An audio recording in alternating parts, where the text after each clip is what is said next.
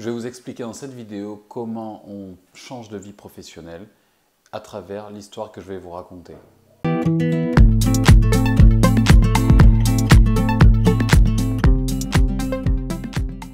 Donc cette histoire remonte à il y a quelques années déjà.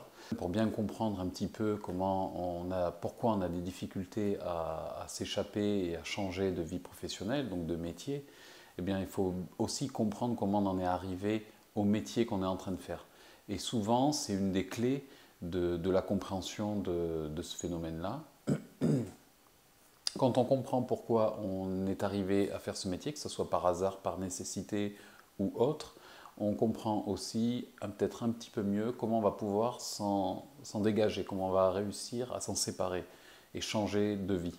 Donc pour reprendre un petit peu l'exemple que j'ai vécu personnellement, donc qui est juste là pour illustrer et puis qui est un cas particulier, il faut vous dire que voilà, moi j'étais donc du coup dans le bâtiment. Qu'est-ce qui m'a poussé moi personnellement à changer de métier? En fait, je vais vous raconter un petit peu mon histoire et vous allez voir un peu le mécanisme qui s'est opéré au fil de ces années, puisque on met des années avant de se rendre compte que le métier qu'on effectue ne nous convient plus et qu'on a besoin d'air, qu'on a besoin d'aller voir autre chose. Je faisais ce métier donc on va dire dans le bâtiment, j'étais ébéniste, je fabriquais du meuble sur mesure, donc c'était en soi un très beau métier. Mais j'allais à ce travail, on va dire à la fin, les dernières années même, j'allais donc travailler un petit peu avec des intérêts. Il n'y avait plus de motivation et j'avais vraiment du mal à me lever le matin parce que pour moi c'était quelque chose qui n'était pas spécialement valorisant. Je sortais de là, j'étais sale, on va dire, enfin, j'avais une tenue de travail qui... Alors c'est chacun, enfin après chacun a ses représentations, mais moi j'avais donc un bleu de travail, des choses comme ça, donc même si je pouvais me changer au travail et mettre une tenue, on va dire, de civil et puis ma tenue d'atelier, c'était quand même pour moi c'était pas une tenue valorisante en fait. C'était pour moi dégradant et je mettais ces affaires-là sales, entachées de teinture ou de colle. Et c'est quelque chose qui en fait, moi, me pesait énormément. Donc j'arrivais là dans ce vestiaire, j'avais un casier, je m'habillais et en fait déjà le poids, je le sentais déjà sur mes épaules en fait. Et, euh, et ça, c'était lourd à porter. Et alors j'étais peut-être pas, j'étais pas en dépression, mais j'étais vraiment, j'étais pas bien dans ma peau.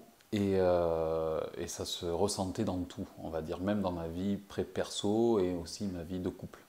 Alors en plus, avant de devenir éducateur, avant de devenir EduxP, j'étais en contact assez lointain, mais j'étais quand même en contact avec des personnes qui effectuaient ce métier-là. Et donc du coup, j'en entendais parler, j'avais j'avais une vague idée un petit peu de ça. Donc en fait, j'aurais pu avoir un déclic avant. Et ce goût, donc, c'est toujours été dans ma tête sans que, en fait, ça s'exprime vraiment. Et il s'est passé une chose en fait qui a été déclencheur. Euh, et, et avant ça, en fait, je ne sais pas comment, mais en fait, ça ne se serait jamais passé avant. Le fait que je puisse m'inscrire au concours, tenter donc le concours, le passer et l'avoir, etc. En fait, donc j'étais donc dans ma vie de bâtiment, c'est-à-dire que je travaillais du lundi au vendredi, j'avais tous mes week-ends, je travaillais jusqu'à 17h le soir, c'était un train-train habituel, surtout là, après plusieurs années, j'étais très habitué et je connaissais mon métier, donc il n'y avait plus vraiment de gros défis pour moi, et du coup, j'étais vraiment tranquille, quoi. J'étais peinard, voilà. Donc, sauf que, comme je vous expliquais, j'avais ce poids sur moi, j'étais pas bien, euh, je me sentais pas valorisé. C'est pas que j'avais honte du travail que j'effectuais, mais presque en fait. Pour moi, c'était un métier manuel.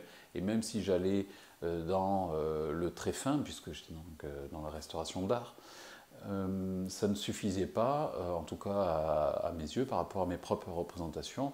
Et puis surtout, c'est-à-dire qu'au-delà de ce que ça renvoyait aux autres, c'était surtout qu'il y avait une dimension dans ce métier-là qui n'existait pas, dont j'avais besoin, c'était le rapport, la relation aux autres, à l'autre en général.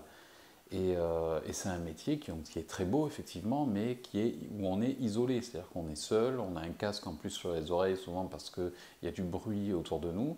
Donc la communication, c'est pas le centre du métier, quoi, on va dire, c'est pas le cœur de métier. Donc j'avais cette vie-là très tranquille, un peu pesante, puisque ça ne me plaisait pas plus que ça au fil du temps. Et en fait, il s'est trouvé que je me suis retrouvé à parler avec une éducatrice au hasard en fait d'une rencontre. C'était une personne que je connaissais à peine et puis il me dit voilà, je suis éducatrice spécialisée. Et puis donc en soirée comme ça, c'était donc chez des amis lors d'un anniversaire. Et on se met à discuter de son métier, je lui pose des questions et je m'intéresse. Donc j'avais déjà une vague idée puisque j'avais déjà entendu parler du quotidien des uns et des autres, des gens, des proches autour de moi qui étaient éducatrices, puisque c'était des femmes. Et donc on parle avec cette éducatrice, cette femme, et je lui pose des questions, et je m'intéresse, et je lui fais part de mes observations, de mes petites analyses vite fait, puis à la fin de la soirée, donc on avait parlé peut-être 1 heure ou 2 de son métier, ce qui était pas mal, et donc moi j'étais entre guillemets allumé, je sais pas comment on dit, mais j'étais vraiment enthousiasmé par le sujet qu'on avait abordé, par la démarche professionnelle. Je posais des questions, j'essayais de trouver des choses à dire et c'était quelque chose qui me motivait. Voilà. Et en fait, à la fin de la conversation, cette femme, elle me dit mais pourquoi tu tentes pas le concours? Parce que tu as l'air d'être fait pour ça. Enfin, ça a l'air de te convenir, ça te motive, enfin, tu as plein d'idées. Elle était relativement surprise, quoi. Agréablement surprise. Et du coup, le simple fait qu'elle me dise mais pourquoi tu tentes pas le concours? Pourquoi tu ne deviens pas éduque? Vu que ça te plaît et que tu as l'air d'être sensible à ça, en fait. Et je me rappelle, donc, comme quoi l'idée du concours était déjà née en moi, mais j'avais les papiers, je me rappelle, je les avais imprimés, les papiers pour remplir, pour s'inscrire, mais je les avais laissés tomber, je les avais mis sur une étagère, et elles étaient entassées, je les avais perdues de vue, quoi. Et donc, il y a eu cette soirée, je reprends, quand je reviens chez moi, je reprends les documents et je m'aperçois que la date d'inscription au concours se terminait 2 jours après. Donc en gros, donc le lendemain, donc je suis allé au lit, j'ai vu cette date. Le lendemain, j'ai rempli le dossier d'inscription au concours et j'ai posté le dernier jour où on pouvait envoyer. Je l'ai envoyé et j'ai été inscrit pour le concours, qui après on s'est très bien passé et voilà. Mais pour dire qu'il s'est passé juste ça en fait, c'est une personne, une conversation qui a été un déclic. Et grâce à cette conversation, en fait, tout un cheminement qui s'était déjà opéré un petit peu dans ma tête, puisque ce n'était pas une idée que je découvrais sur l'instant, mais il s'est passé qu'il y a eu c'était le déclencheur, et ça m'a permis de sauter le pas, vraiment. Et après coup, maintenant, ce que j'en ai compris, c'est qu'en fait, j'ai un peu perdu du temps. Il a fallu ça, donc il n'y a pas de regret à avoir, mais et s'il n'y avait pas eu cette conversation, peut-être que je n'aurais jamais sauté le pas. Voilà. Donc, essayez, pour ceux se posent la question de savoir s'ils doivent changer de métier, cherchez aussi, mine de rien, laissez-vous porter par la vie, cherchez aussi les déclencheurs, enfin en tout cas, dès qu'il va se passer un truc, passez à l'action, vous allez voir après coup que, en fait, vous avez perdu du temps, vous auriez dû le faire avant. Et alors ça, c'est un phénomène normal, enfin, on ne peut pas y échapper, malheureusement. C'est pas une perte de temps, c'est-à-dire il faut tout ce temps-là pour digérer et élaborer quelque chose et puis que ça puisse naître un jour, quoi.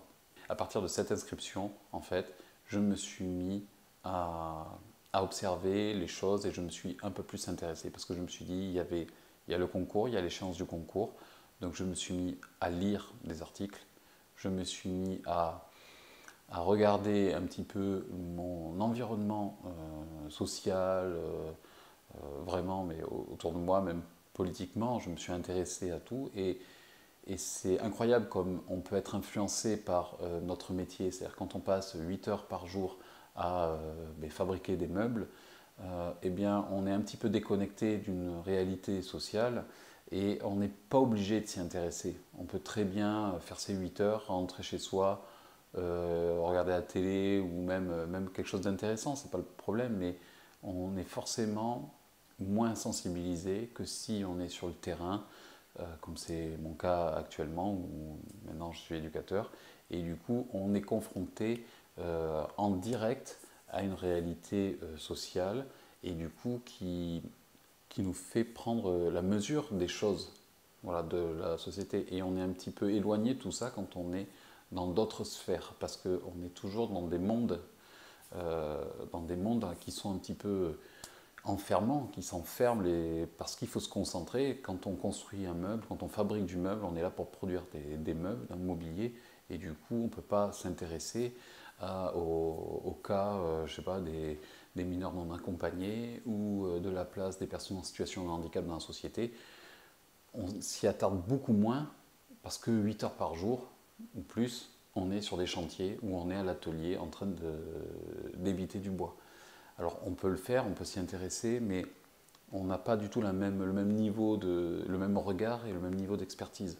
Notre travail nous influence et si vous avez la moindre petite hésitation sur l'envie, si vous avez la moindre hésitation sur le fait de changer de métier pour travailler dans le social, que ce soit devenir AES, JE, ME, ES, etc., tentez l'expérience d'un stage, faites un essai, même n'en faites pas qu'un, faites plusieurs essais pour confirmer, faites-en au moins 2 dans des lieux différents, parce que parfois ça peut très bien se passer, mais ça peut aussi pas forcément super bien se passer.